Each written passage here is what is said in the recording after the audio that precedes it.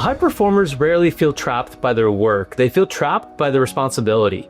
The people depending on them, the pressure they carry, the identity they build around never slowing down. And today I want to show you why real freedom doesn't start by walking away. It starts by rewiring the patterns that keep you in overdrive. I'm going to be using the Shawshank Redemption as the blueprint. There's more to the Shawshank Redemption than just a good movie. There are principles for rewiring how you operate from burnout and stressed to peaceful and free.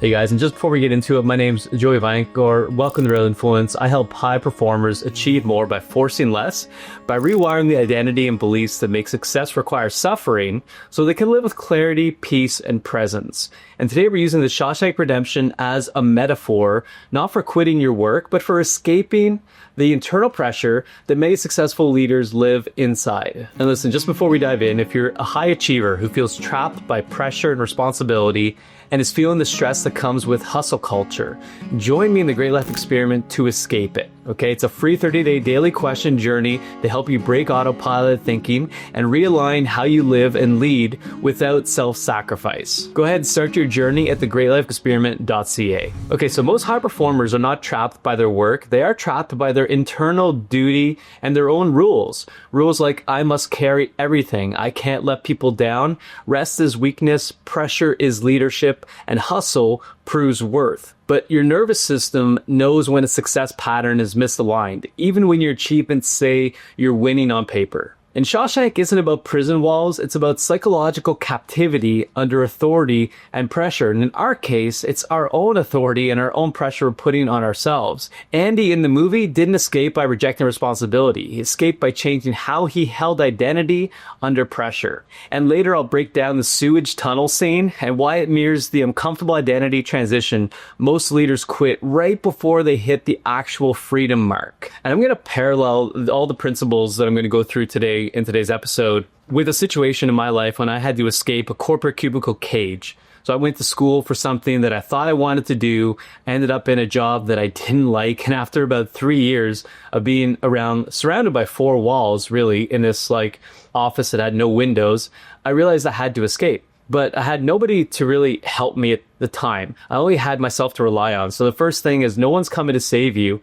And when Andy went to prison, now it's really not clear if he did it or didn't do it. And by the way, there's a big spoiler alert coming up. So if you haven't watched the Shawshank Redemption, pause this video, go watch it. It's a great movie, and then come back to the video. But if you have seen it, we're going to get into it. I'm going to, again, give away some of the plot and the ending, unfortunately. So again, spoiler alert. But Andy was in prison for a crime that he may or may not have committed. And when he was in prison, he had this really quiet presence. And he just kind of went along with his business, didn't really, rock the boat too much. There were a few scenes where he did rock the boat, but ultimately he just assumed the responsibility that he had. He had to serve his time, but he also had a plan. I'm going to reveal exactly what that plan was and how it applies to us here in escaping the trapped thinking that we all experience, that we have to do something, that we have to suffer, and that we always have to be sacrificing. So it's later revealed that at a certain point after he was in prison, that he started to actually tunnel his way out slowly over the course of 19 years. So think about how long you've been trapped potentially in your own thinking. And again, your own thinking could be, again, suffering, sacrifice, you have to work harder than anybody else, and you can't turn it off. He went through this for 19 years. Slowly tunneling away, but he took extreme ownership and he made a plan. And whenever I was in my corporate cubicle cage job, I also took extreme ownership and said, I got myself into this. I'm going to get myself out of this. And of course I had help along the way, but I assumed the responsibility. So the takeaway here is extreme ownership. If you find yourself, whatever you're experiencing and you're not liking, you have to take extreme ownership that even if it's not your fault, it's up to you and it's your responsibility to start to fix it and to make a plan. And similar to Andy, I started to tunnel my way out of my corporate cubicle cage, and I started to decide who I was going to be afterwards, what I wanted as a life after this period. And I started to slowly make progress in this, and progress is key. It's consistency as well. And over the course of time, I was able to escape the corporate cubicle cage jobs, similar to how Andy's going to escape the prison that we're going to talk about later. And the contrast he experienced in his escape. All right, so principle number 2 is silence speaks louder than words. So when you make the decision that I have this awareness, I've made this new decision on who I want to be, I'm going to put a plan in place. Don't go broadcast it to everybody, especially if you're in a community that's not supportive. No matter what that community is, it's not to say that they're bad people, but they might not be supportive of you leaving a cushy job like I did at the time. So I didn't go broadcast my plan to every single person, because they could have also told me that it was crazy, and they could have told me not to do it. And it could have just ruined the inspiration and motivation in the plan that I put forth. So I was silent, similar to Andy. He didn't go into the prison and tell everybody, hey guys, by the way, I'm going to sneak out in 19 years. If you want to join me, meet me in cell B and we'll all go together. He was quiet. He had a poster. He had these poster of like movie scarlets from Marilyn Monroe to Rita Hayworth, Raquel Welch on his wall over the course of time. And I didn't actually realize that he changed the posters throughout the movie. But the point is here, whatever your new decision is, confide in somebody that you trust if you feel like they're going to be supportive of this. If you've truly made the decision to move on from something, whether that's your own thinking. Again, escaping the prison of our mind is really important. Oftentimes, we're imprisoning ourselves. We think it's other people, but again, in principle number 1, we have to take extreme ownership that, no, this is on us. No matter what the circumstances, no matter whose fault it is, it's our responsibility to take this on. So whenever I was making any big shifts in my life, I would always stay silent. I would just be very calm in the storm. Nobody would know what would be happening, and I'd already be planning the escape. But again, I would just keep it between me and myself. Now, there are a few people that I would share with. It is important to do this if you have somebody you trust and you can hold yourself accountable to, in case those moments where you don't believe in yourself as much as someone else believes in you. That's always a powerful thing as well. And the metaphor here of having the poster up and being silent is you actually doing the work. It's you turning off whenever you say you're going to turn off. It's you spending time with your kids when you say you're going to spend time with your kids. It's you going to the gym when you say you're actually going to commit to a workout or a nutrition plan or whatever it is that means something to you in your life. You're no longer postponing it. You don't have to tell people that you're not working as hard or making this big shift in your life or about to leave something. You want to just stay silent and work the system. Work the inner work that needs to transpire so you can actually make this big leap in your life. And over time, it's going to lead to more freedom, the freedom you desire. And sooner or later, you're going to be achieving more by forcing less or accomplishing whatever goal it is that you want to accomplish. All right, so principle number 3 is act as if the wish was fulfilled. Now, stick with me. Some of this can sometimes sound woo-woo, and I get that part, but there's a lot of hidden gems in the movie.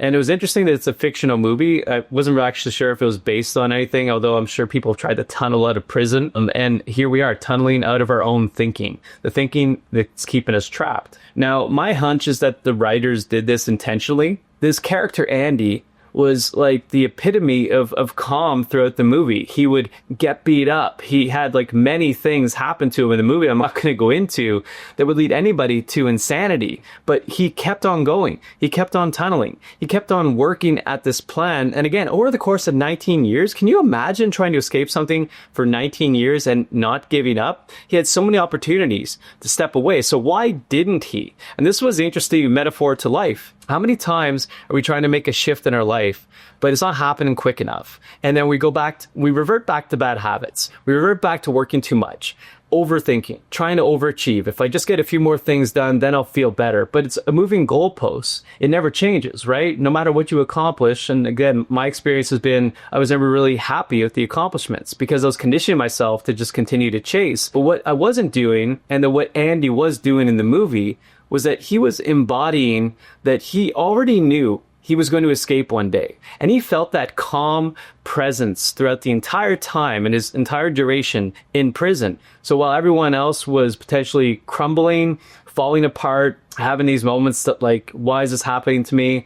Again, he took extreme ownership. He became aware. He made a new decision. He kept silent throughout the practice, but then he embodied. I imagine Andy thinking, while he's in his prison cell and chiseling away every single night, that he was thinking about being on that beach, that end scene of the movie that we're going to talk about later, which is so powerful, by the way, in itself. But he was already embodying that, like, I'm already free. I'm already there. And when you can start to envision this, whatever that ends up being in your life, Again, if your goal is to work less and spend more time with your family, or, work less forcefully and more powerfully to become an attractor rather than a pusher of something, you're going to start to embody that. And whenever we're worried, whenever we're under stress, we're contracting our thinking. Our brain literally narrows in, and that's why they call it tunnel vision, right? All you can see is directly in front of you, and you're not necessarily thinking wide, and you're not necessarily relaxing. So you've got your brain on overdrive already. It's just going to continue to feel good because you're using your brain analytically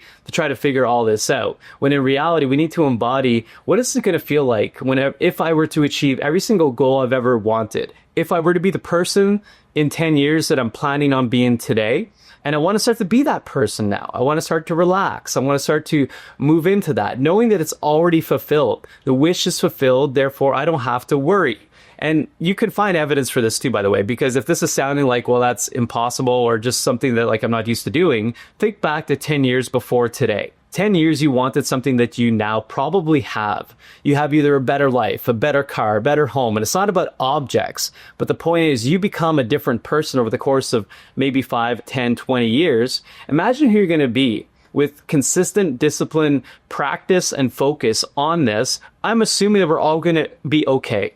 It's all just going to work itself out. Whether it's the outcome we expected or a different outcome, we're going to be something better if we decide on that and we start to put in the work. So the takeaway here, start to act as if it's all going to work out.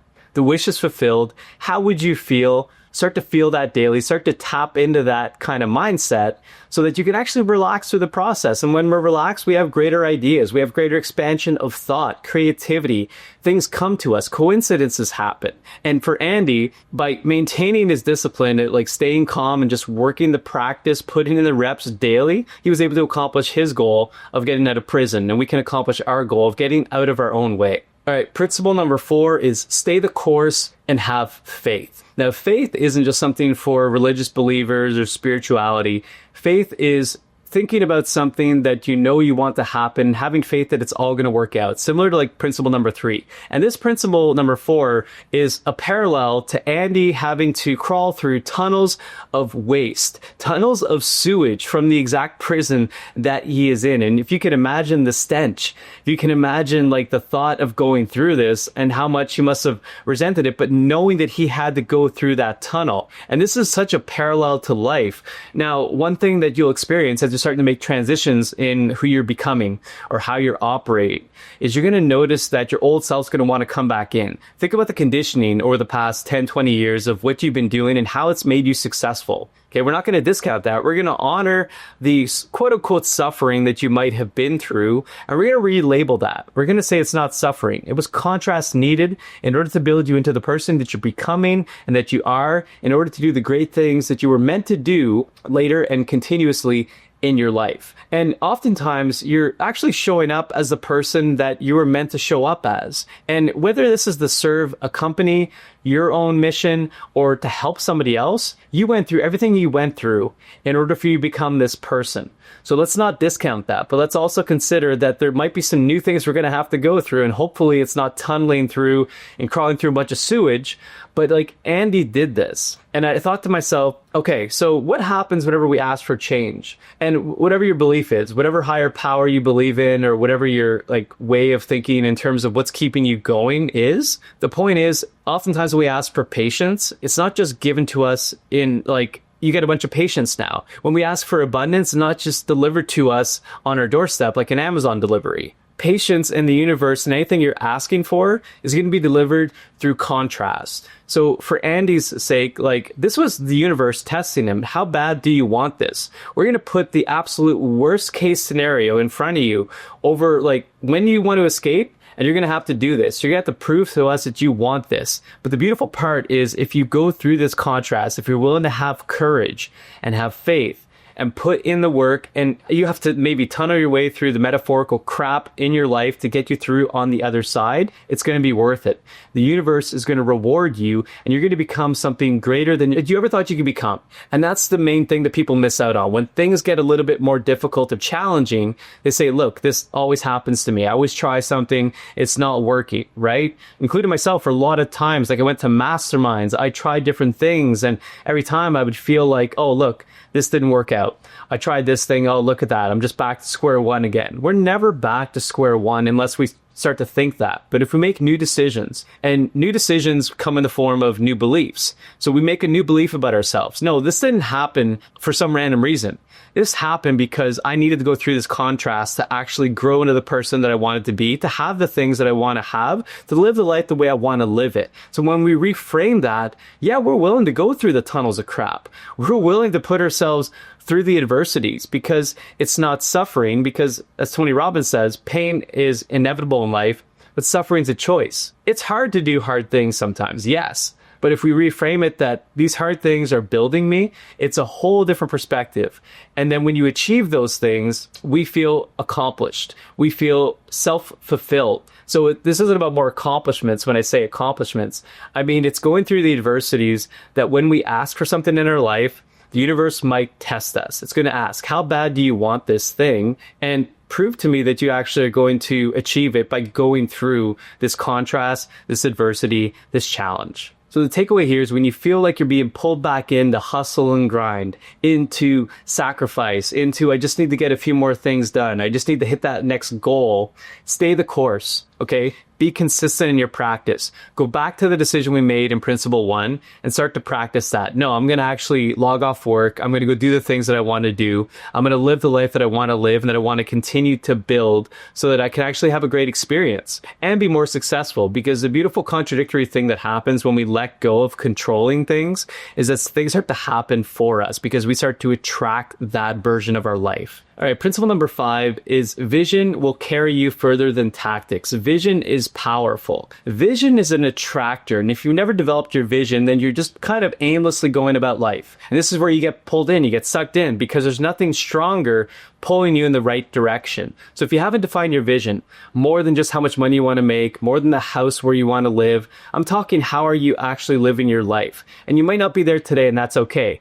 Again, in one of the previous principles, we talked about just assuming that the wish is fulfilled so you can relax into this and you can start to attract it, okay? But the first thing we need to do is understand where are we headed with this? Whatever mechanism, whatever business you're in, it doesn't really matter. My vision, especially when early on in life, going back to being in the cubicle, was I wanted out of the cubicle. First off, like again, anything you're experiencing that you don't like, you can start to assume that some form of the opposite is what you actually want. So I realized that being in a cubicle with 4 walls and in this like stuffy office with all these corporate people, I didn't like that. So what did I want? No cubicle, fresh air, freedom, and the freedom to choose, how I work, how long I work, and with who I work. So we actually we bought a farm and we had a pet hotel and I got to become my own boss and again, another episode I can explain exactly why that vision didn't bring me to ultimate freedom and lifestyle that I wanted, but it was a stepping stone in the right direction, okay? So I did escape the cubicle, similar to how Andy escaped the prison, but my vision was like, I don't want this anymore. And I know now what I want a little bit more.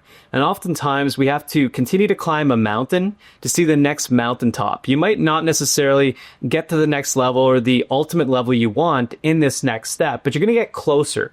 You're going to have more clarity when you reach the next mountaintop. You're going to be able to see clearer of like, oh, I got here. Now I get to actually go there because I've learned where I want to go. And it's a little bit different than right now, but we continue to reframe it that way. So for me, and it was a funny story too, because at the time, I started to slowly make my escape. I started saying I'm going to do just 4 days a week instead of 5. I'm going to work a little bit more to make up the time. My boss is like, okay, that's fine. It's kind of weird, but go ahead. So it's possible. You can start to make these transitions slowly. And then by the time we bought the farm, I was ready to make the full escape. And I remember the look on my boss's face. He was like, couldn't believe that I was leaving this cushy job with the 401k and all the benefits, and my parents too. They were like, oh my God, what are you going to do? But again, I had faith, I had discipline, I had the vision of what I wanted from my life. So in the movie, after Andy escapes the prison and he's thrown into chaos, okay, sometime later, Red, who's his counterpart, is this it's Morgan Freeman in the movie, who I love as an actor. They developed this friendship, and he kind of had this conversation with Andy at some point, and it was an obscure there's a rock somewhere, and I want you to find this rock, and he kind of gave specific instructions, but Red didn't pick up what Andy was talking about. So Andy had described it almost like a strange point of the story at the time, but it turns out it was a breadcrumb. So when Red gets paroled, after Andy's escaped already, he finds a small buried container, which inside contains cash and a letter from Andy. And in the letter, Andy invites Red to come find him in somewhere in Mexico and encourages him to choose hope over fear and meet him. And the beautiful thing here was them meeting on the beach. After years of being imprisoned together, finally experiencing freedom. And Red comes upon him on the beach where Andy's working at this like old boat. And it's, again, this beautiful scene, right? Like it's redemption. It's a Shawshank redemption. But they had a vision. Andy had a vision of this. They started to plant seeds with Red while he was there. And again, going back to like, now I see it at the end of the movie, was that Andy probably had this vision in mind. He envisioned this beach. He envisioned potentially working on this boat as a project, as, you know, something he wanted to do as a passion project. And he envisioned Red coming up to him at some point, meeting him, and he held faith. I don't know exactly what the timeline was between when Andy escaped and when Red actually got to meet up with him, but you can imagine like every single day he's probably waiting for Red. Is he going to show up? Is this going to happen? But he continued to put in the reps. He continued to work on the boat, live in Mexico, live out his dream, and he didn't stay away from the course. So he could have easily have like tried to contact Red and tried to say, hey, are you going to meet up with me soon? But the point is the vision that he held was portrayed beautifully at the end of this movie. So I ask you, what is your vision? Have you started to think about what the vision is? And if you're experiencing something right now that you don't like, you've already got a great canvas to start looking at what is the vision I want to build. I'm experiencing burnout. Okay, got it. Don't want burnout. I want more relaxation. I'm experiencing stress. Same thing. I want to force less. I want to work less. But I still want to be accomplished. So what would that take? Well, it would take bigger teams. When you start to expand upon a vision, you start to have more clarity and more answers come to you. When you're contracted and stressed and you're not embodying this, you're going to have less answers. And you're going to have less momentum. And you're going to most likely want to revert back to who you were because you think that it's never going to work out for you. So the takeaway here is, have you defined your vision? And listen, a vision doesn't have to be like a 20-page manifesto yet. In fact, the best thing to do is just start with a vision. And I would always make 2 columns. I would make, what is the experience you're having today that you don't like? It's making you feel like crap potentially, or just making you feel stressed, burnt out, whatever it is. Some form of the opposite exists out there. And start with 1 paragraph, start with 1 line or just a few bullets, build upon it weekly, start to have it in front of you, start to have it as your compass. And your signal is when you don't feel aligned, you're going to start to feel primal. You're going to feel discouraged, frustrated, stressed out. That's your signal that, oh, I'm moving away from my vision. I need to move back into what my decision is, what my commitment is to the new version of the person I want to be, and start to hold in mind how it's going to feel when everything is accomplished and start to embody that now so that you can live with more relaxation and live with clarity and know that you're attracting something better in your life by doing these practices and that they're not a waste of time. How often I've been sitting down for meditating in the past and I was like, this is a waste of time, right? I shouldn't be doing this. I should actually just be being more productive. Or I've been like at a birthday party or an event and I'm like, oh, this is such a waste of time. I could be at home doing more work. Well, my goal isn't to like do work all the time, but I've been conditioned that like that's how I control my anxiety or my stress. So if you start to understand your signals and notice when you're moving away from being in a powerful state, which is joy, curiosity, happiness, fulfillment, into stressful states, whatever those end up being for you, that's just signal that you're off track a little bit and you have to go back to being who you want to be. And just remember, I wrote this line down, responsibility without self-sacrifice is possible. It's just how you define it. You could achieve everything through suffering. You could achieve everything as looking at yourself as a victim, but it's not an enjoyable process. And there's people out there that are redefining. And again, a belief is a new decision. So we can make a new decision about how we're going to attract success or be more successful or make more money or have the experiences we want without the suffering part of the equation. You're not trapped by your responsibility. You're trapped by the patterns that define how you carry it. Rewire the identity, regulate the system, and redesign the pattern. And if you like this episode, share this with one other high performer carrying too much pressure and who's doing it silently. And don't forget to like, subscribe, and check out more episodes because listen, this is just the beginning, and I promise your life gets better when you start to take back control and lead from within. And once again, just a reminder, if you're ready to start rewiring, join us at the Great Life Experiment by going to thegreatlifeexperiment.ca. Thank you so much for watching today. I'll see you in the next episode.